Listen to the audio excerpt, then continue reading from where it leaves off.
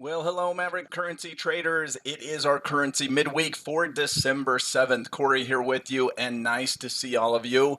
Quick reminder to make sure you follow your trading plan.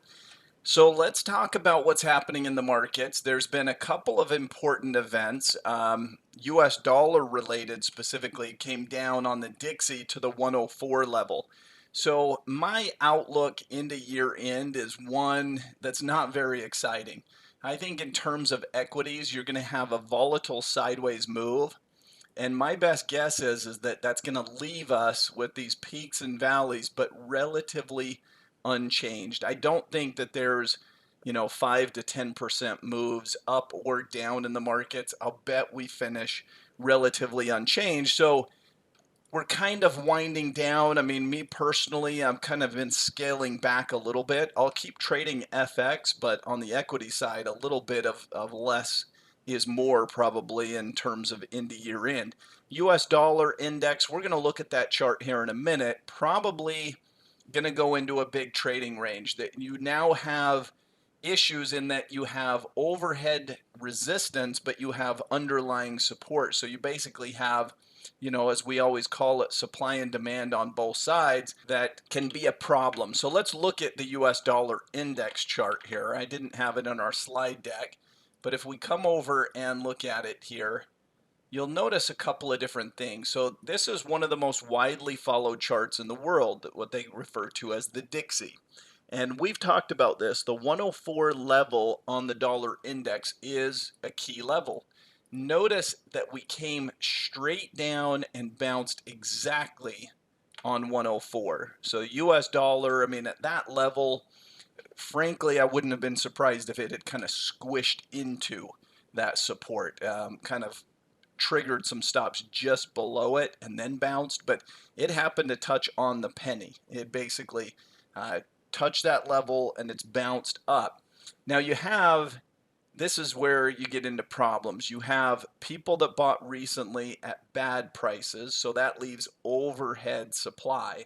As the US dollar tries to rebound, you have willing sellers up here, but you also have some support underneath. In the not too long ago, just back to the middle of the year, you have people that sold, shorted, whatever at lower prices, and they're being made whole. So you've got the demand from prior, poor buyers, and you got the supply from the willing sellers that bought poor, or that basically bought poorly and want to sell on the advance, and that creates just an underlying pattern that's likely to go somewhat like this. I don't know the exacts on it, but we're probably going to be in a volatility compression here for a while into the first part of next year.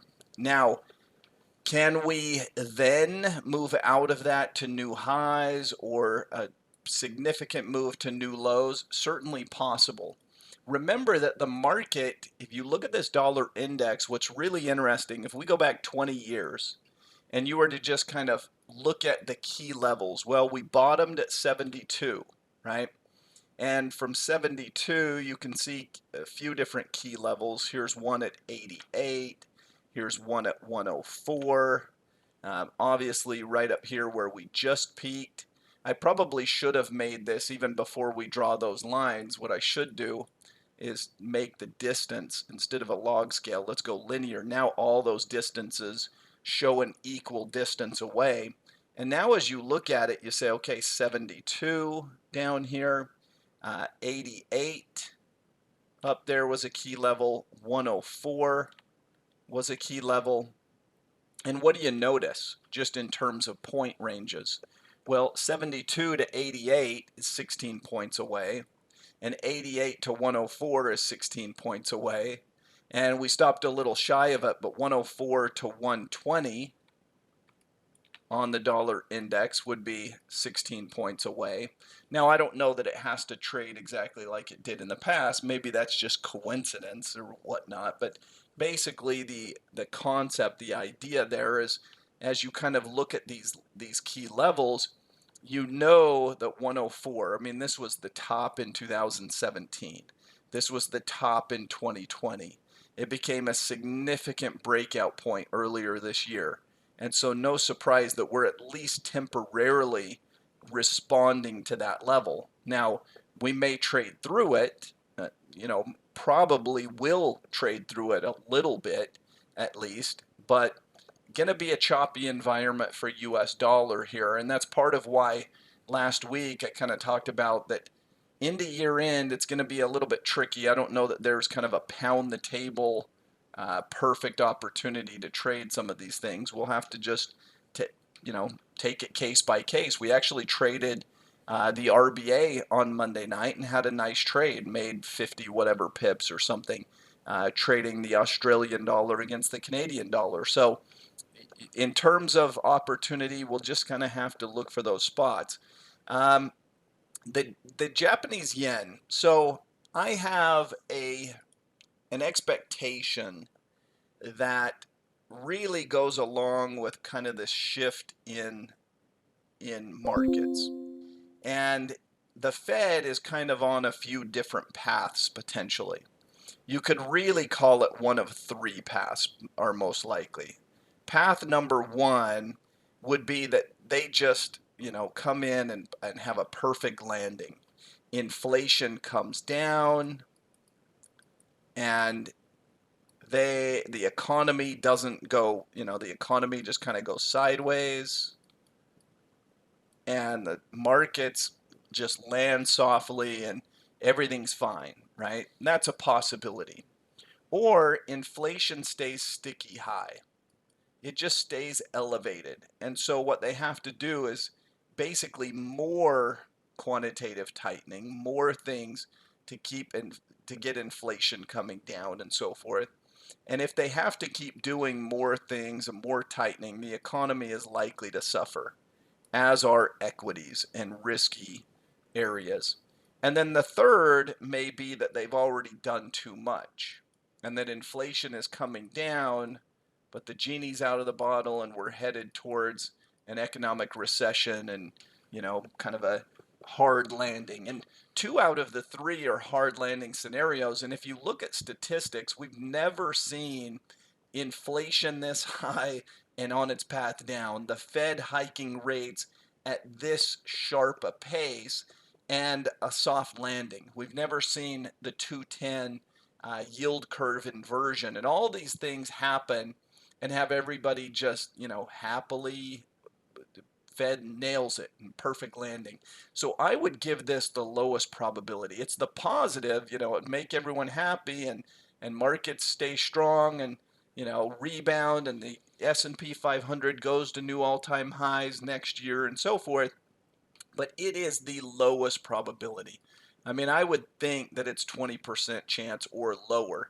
I don't think they can do that even 2 times out of 10, but I'm going to give them the benefit of the doubt and say, maybe that's possible. But I think these, and actually I would kind of go, I don't think inflation's going to stay sticky high to where they have to, well, it depends on what you call high. I don't think we're going to have 8 and 9 and 10% high inflation. I do think there's a very real possibility we stay elevated at like 5 and 6%. So maybe I'll give this a 35% chance, and maybe I'll give this a 45% chance. That inflation, that they've already done too much, that the economy is already slowing, we're headed towards a recession and so on.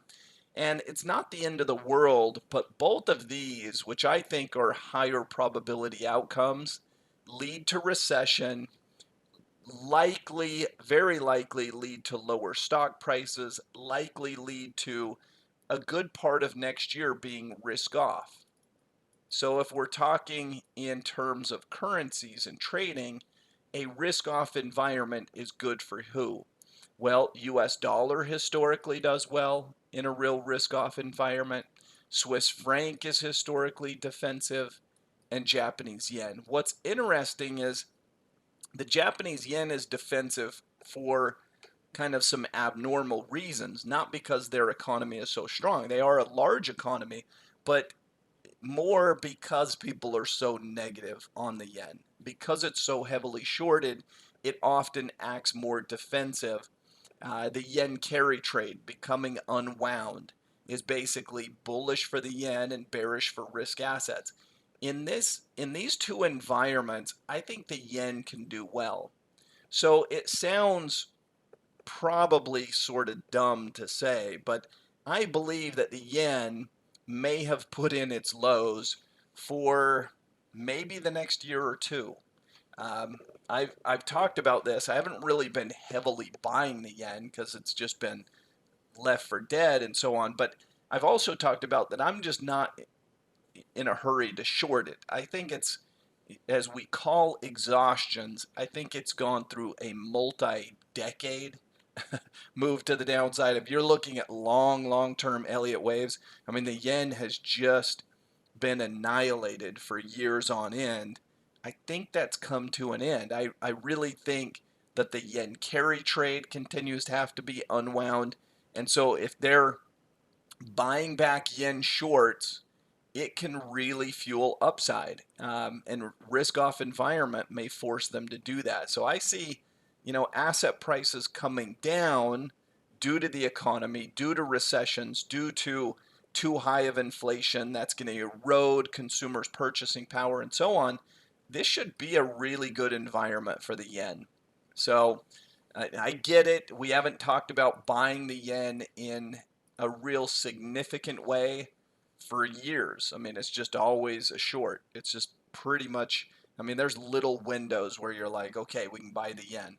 But I think that's coming to an end. I really think the yen could be significant, really significant upside movement. So, economic reports, ISM services at 56.5 versus the 53.5 expected. That's a nice beat.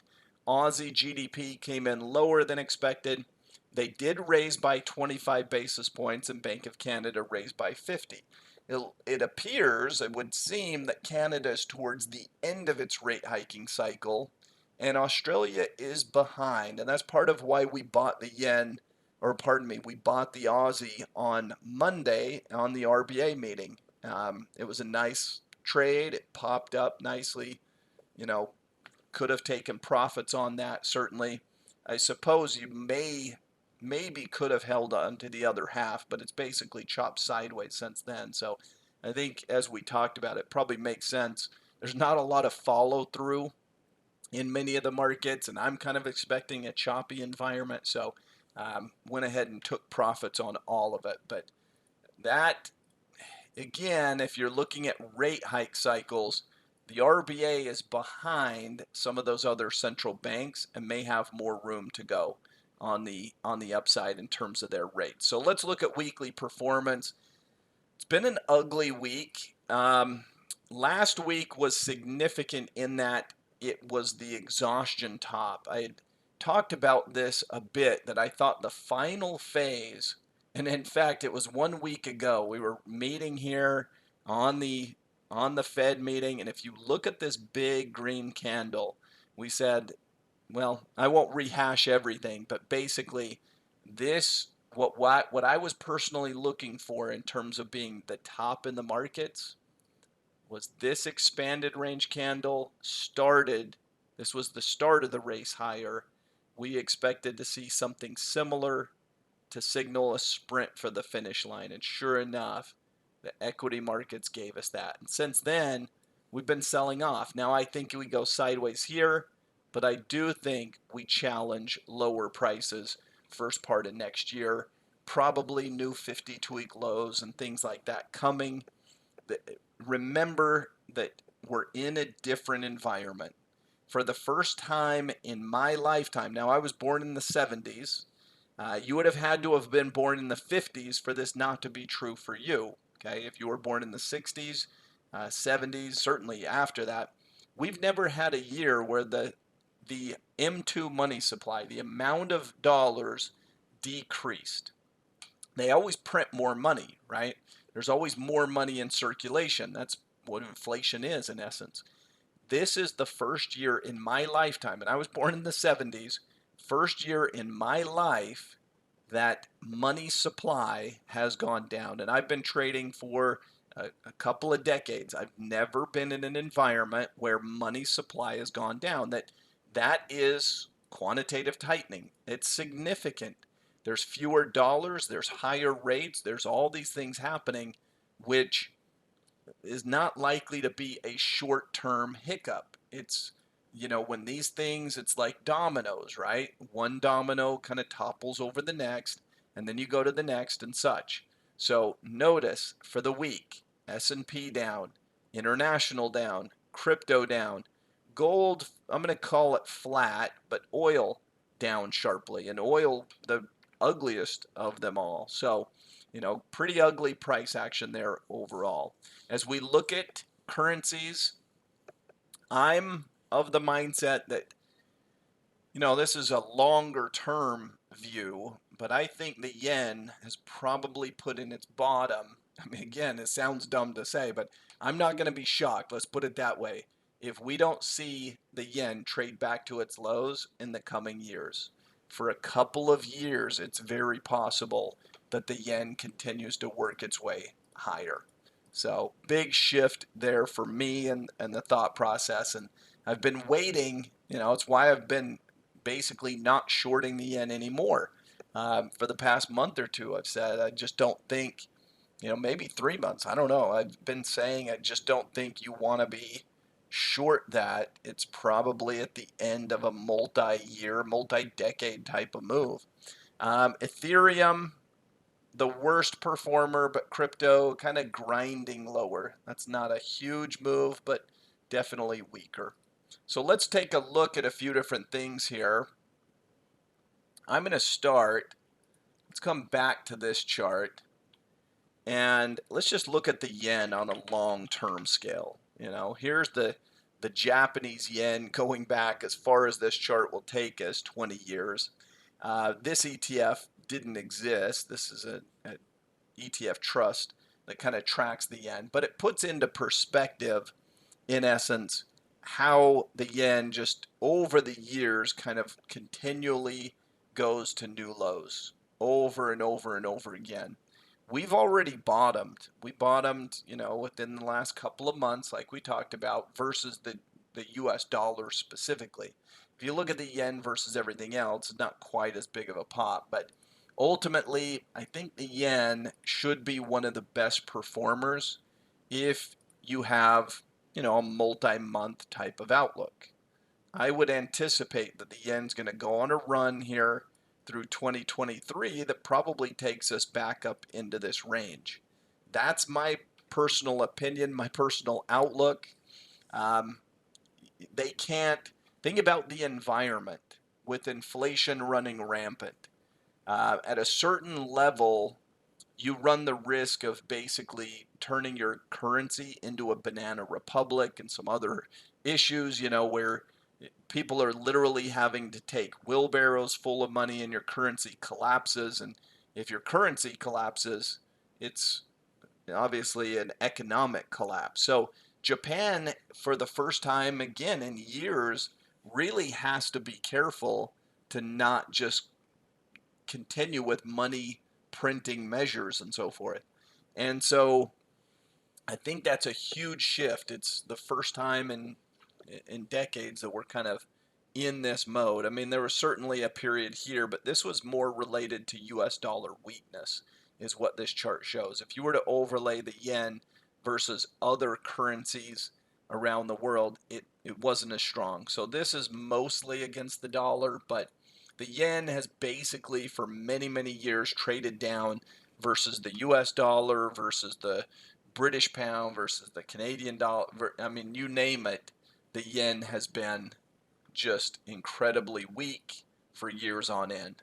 Let's look at a few different markets and maybe look at a few charts. If anyone has any chart they want to look at specifically, any currency pair or something, fire away. Here's, basically the collapse of Bitcoin. This is kind of the peak of the FTX collapse news. And crypto has bounced back some since then. Not, dramatic, but some bounce back since that period of time.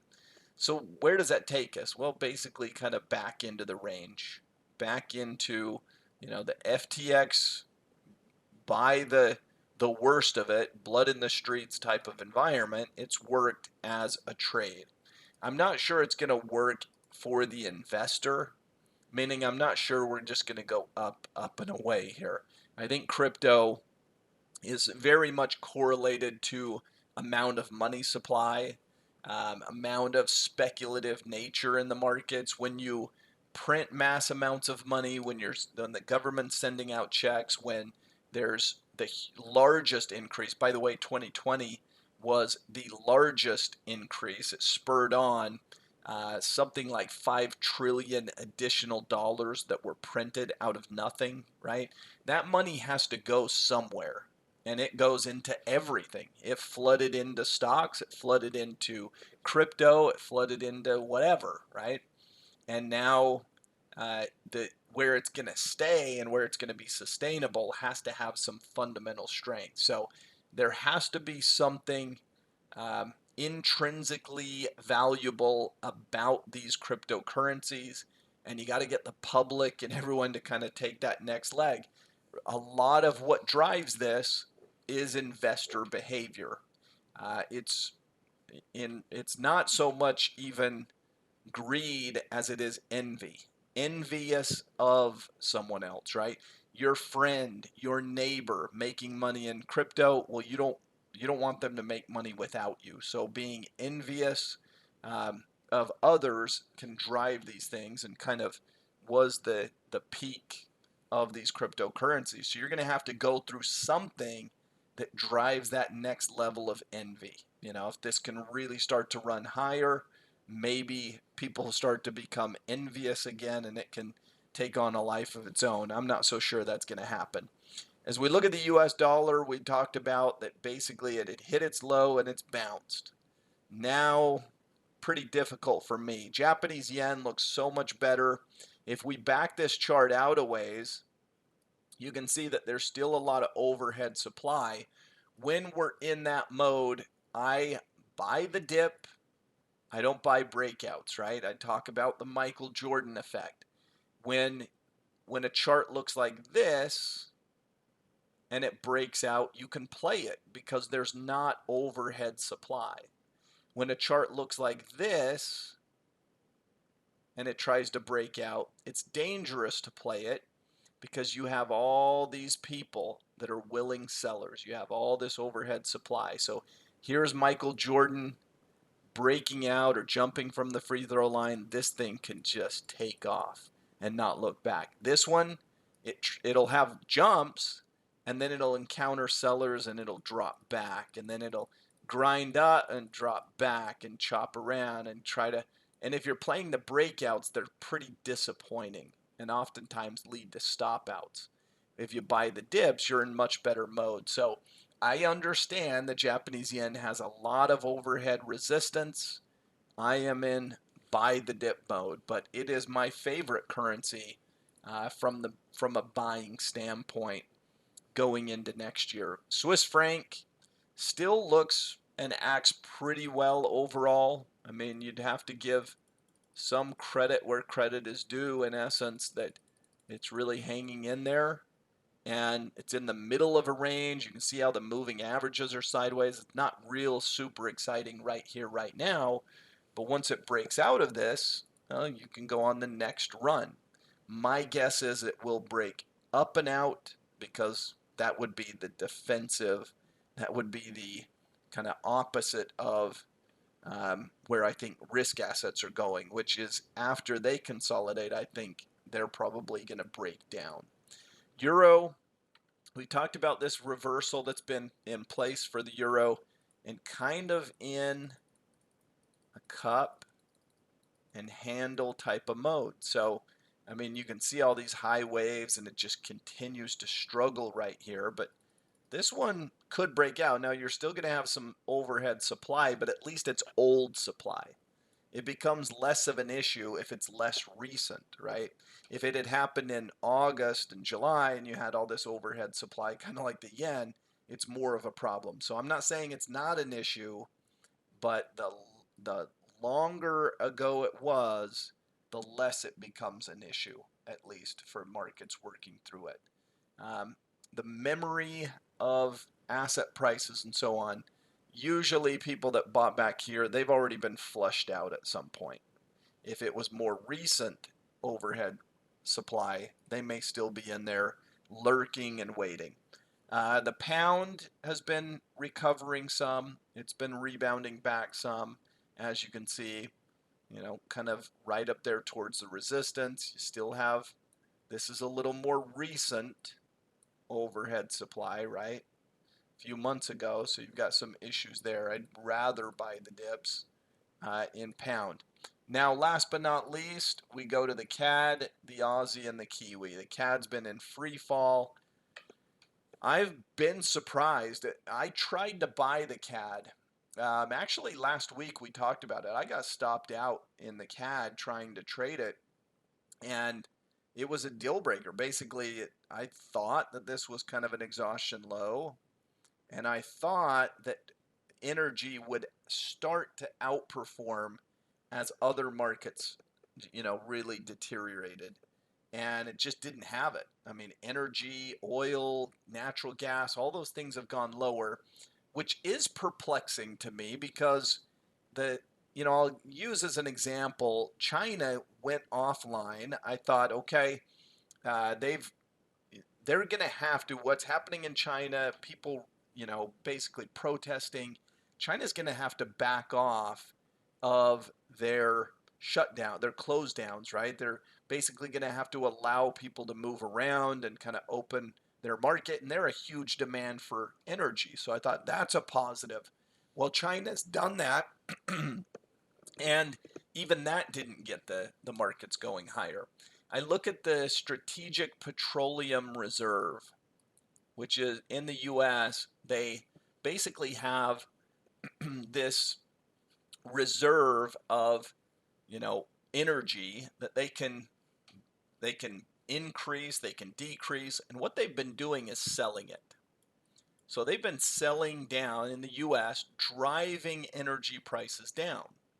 Well, the markets, I mean, obviously you have a huge seller, that's going to push the markets lower. But they've also said where they're going to buy, and they've given a line in the sand. They say, we're going to fill it back up when it gets down here. Everything I know about markets suggests that it shouldn't allow a huge buyer to tell them exactly where they're going to buy at much, much better prices down here. And then the market just perfectly cooperates and goes right down and lets them fill the SPR right back up.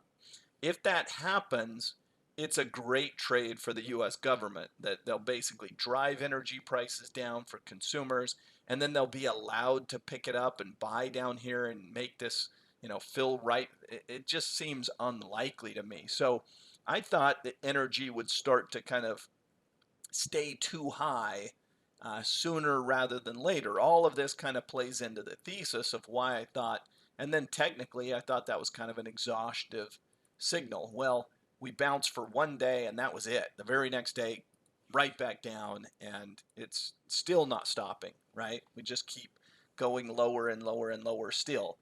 At some point, I probably will buy the cat again, but it'll probably be another big exhaustive move. I mean, I guess it'll probably be, similar to one of these, and it'll be huge and it'll be ugly and it'll be straight down on horrible news, and that'll probably be it. But it's anybody's guess where that's going to happen, and um, it's not guaranteed that it is going to happen, but I might take another stab at it. I actually shorted CAD as our trade on Monday, right? We basically said, well, if it's not going to stop, let's just make money from it, and that worked out. So I was kind of 1 for 2, one loss and one gainer here trading the CAD over the past week. But that one's surprising to me, and it would be really surprising to me if the U.S.